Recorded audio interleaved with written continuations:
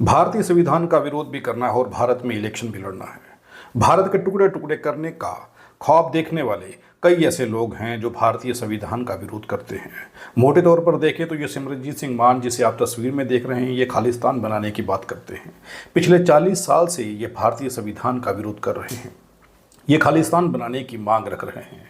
दूसरी ओर भारत का एक बड़ा संगठन है जिसे आरएसएस कहते हैं, वो भी भारतीय संविधान को नहीं मानते हैं, लेकिन भारतीय संविधान की शपथ लेकर के वो भी भारत में कई बार राजनीतिक पार्टी बना करके इलेक्शन लड़ चुके हैं और अब उन लोगों की सरकार भी चल रही है। उसी तर्ज पर ये खालिस्तान की मांग करने वाले सिमरनजीत सिंह मान भी पिछले 40 साल से इलेक्शन लड़ रहे हैं और भारतीय संविधान का विरोध कर रहे हैं।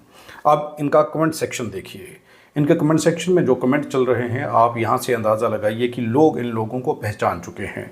दूसरी ओर भाजपा का भी जिस तरीके से भारत में आजकल विरोध चल रहा है, आरएसएस का विरोध चल रहा है। हालांकि आरएसएस और मोहन भागवत के बयान आजकल, शब्द आजकल बदले हुए नज़र आ रहे हैं।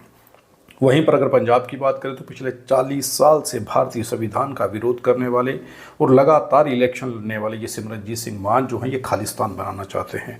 आरएसएस जो है वो हिंदू राष्ट्र बनाना चाहती है और पंजाब को भारत से अलग करके खालिस्तान बनाने की मांग करने वाले सिमरनजीत सिंह मान के मंसूबे क्या हैं, ये भी आप इन कमेंट सेक्शन में आए हुए कमेंटों को देख करके समझ सकते हैं कि लोग अब इन लोगों के मंसूबों को समझ चुके हैं। कितना नुकसान पंजाब का या भारत का आरएसएस और ये खालिस्तानी समर्थक या फिर ये खालिस्तानी सोच रखने वाले सिमरनजीत सिंह मान ने करवाया है, यहाँ से आप अंदाज़ा लगा सकते हैं कि कमेंट सेक्शन में जब लोग कमेंट कर रहे हैं, वो कमेंट ये साफ बता रहे हैं कि अब लोग इन लोगों को पसंद नहीं करते। ये सोशल मीडिया की पावर है, ये आज के मीडिया की पावर है, डिजिटल मीडिया की पावर है, जिसने लोगों तक इन लोगों की हकीकत पहुंचाई।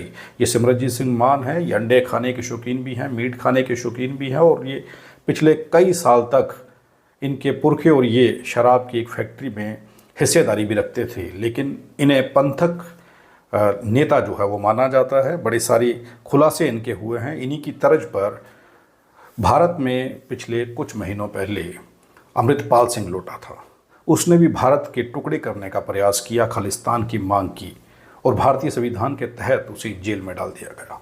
जब उसे जेल में डाल दिया गया तो कुछ ही महीनों में उसका दिमाग ठिकाने पर आ गया और भारतीय संविधान के तहत अब वो इलेक्शन लड़ रहा है। अब भारतीय संविधान की वो शपथ लेगा जो ये कहता था कि हम भारतीय संविधान को नहीं मानते। सिमरनजीत सिंह मान भी कई बार ये चीज़ें कह चुके हैं। अब आप अंदाज़ा लगाइए कि अगर हिंदू राष्ट्र बनता है तो हिंदू राष्ट्र में जो संविधान होगा, क्या उस संविधान का कोई विरोध करेगा तो उसे विरोध करने की इजाज़त है या विरोध करने का उसे मौका दिया जाएगा? क्या खालिस्तान बनता है तो खालिस्तान का कोई संविधान होगा तो उस संविधान में क्या उस खालिस्तान का विरोध कोई कर सकता है?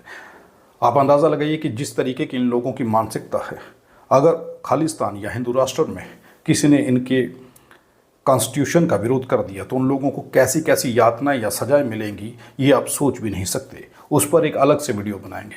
बहरहाल आज हम बात कर लेते हैं कि 40 साल से भारतीय संविधान का विरोध करने वाले, खालिस्तान की मांग करने वाले सिमरनजीत सिंह मान फिर से इलेक्शन लड़ रहे हैं।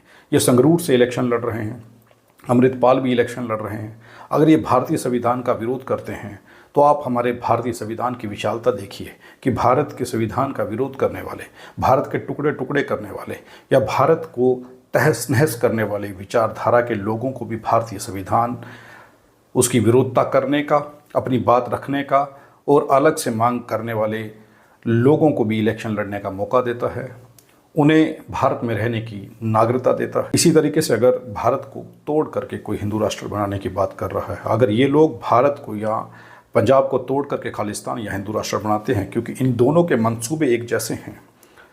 खालिस्तानी समर्थक भी भारत को तोड़ना चाहते हैं, हिंदू राष्ट्र के नाम पर भी भारत को ख़त्म करना चाहते हैं। ये दोनों विचारधाराएँ, आरएसएस और खालिस्तानी समर्थक, भारतीय संविधान को नहीं मानते, लेकिन फिर भी ये देश में इलेक्शन लड़ते हैं, अपनी राजनीति चमकाते हैं और राजनीति चमका करके भारत के संविधान के नाम पर चंदा इकट्ठा कर करके पैसा इकट्ठा करते हैं। आप अंदाज़ा लगाइए कि कमेंट बॉक्स में जो लोग लिख रहे हैं वो कितना सच है और आप उसे कैसे देखते हैं। आप ये कमेंट बॉक्स में अपनी राय ज़रूर दीजिए। हम किसी भी प्रकार का कोई विज्ञापन नहीं लेते हैं, हम आज़ाद पत्रकारिता करते हैं। अगर आप चाहते हैं कि आज़ाद पत्रकारिता जिंदा रहे तो आरटीआई इंडिया न्यूज़ का आर्थिक सहयोग करें ताकि आरटीआई इंडिया न्यूज़ आज़ाद पत्रकारिता करता रह सके।